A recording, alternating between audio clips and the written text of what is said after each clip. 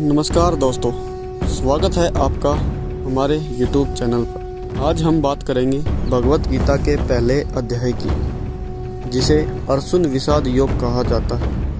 यह अध्याय हमें सिखाता है कि जीवन में कठिन परिस्थितियों में मन कैसे टकमा सकता है और सच्चा मार्गदर्शन हमें स्थिर कर सकता है। दोस्तों, चलते हैं पहले अध्याय की तरफ। कुरुक्षेत्र की धरती, चारों ओर युद्ध की तैयारी।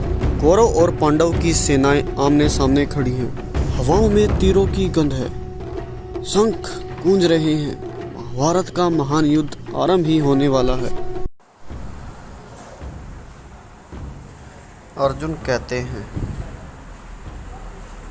हे माधव, मेरा रथ दोनों सेनाओं के बीच ले चलो, ताकि मैं देख सकूं कि मुझे किससे युद्ध करना है। कृष्ण मुस्कुराते हैं और रथ को बीचों बीच में ले जाते हैं। अर्जुन चारों ओर देखते हैं और देखते ही देखते उनका हृदय डगमगाने लगता है। अर्जुन देख रहे हैं, उनके सामने भीष्म पितामह, गुरु द्रोणाचार्य, अपने भाई, चाचा, मामा और रिश्तेदार। वे भावुक होकर कहते हैं, हे कृष्ण, मैं अपने ही परिवारजनों पर बाण कैसे चला सकता हूँ? यदि ये सब मारे गए तो वंश नष्ट हो जाएगा। मुझे राज्य, विजय, सुख किसी की चाह नहीं है। मैं युद्ध नहीं करूँगा। अर्जुन का शरीर कांपने लगता है। गांडीव धनुष हाथ से गिर जाता है। आंखें आंसुओं से भर जाती हैं और वे युद्ध भूमि पर बैठ जाते हैं। युद्ध करने से इनकार कर देते हैं। मित्रों,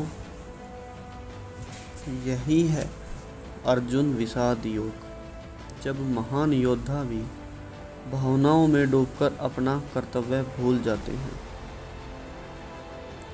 यह अध्याय हमें 3 गहरे संदेश देता है। पहला, संघर्ष से भागना समाधान नहीं है। दूसरा, भावनाएं जब बुद्धि पर हावी हो जाती हैं तो हम सही निर्णय नहीं ले पाते।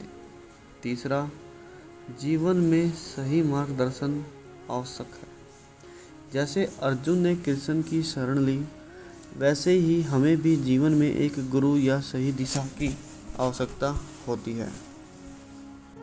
दोस्तों, गीता का पहला अध्याय हमें यही सिखाता है, मनुष्य की सबसे बड़ी लड़ाई बाहर नहीं बल्कि अपने भीतर होती है। अगर अर्जुन जैसे महाबली भी भ्रमित हो सकते हैं तो हम और आप क्यों नहीं।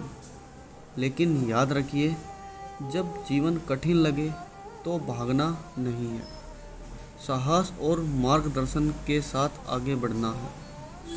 यह था भागवत गीता अध्याय 1, अर्जुन विषाद योग।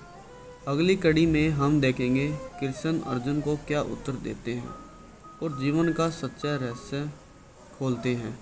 अगर आपको यह वीडियो अच्छा लगा हो तो चैनल को सब्सक्राइब करें और बेल आइकन दबाएं, ताकि अगला अध्याय का ज्ञान आप तक सबसे पहले पहुंचे।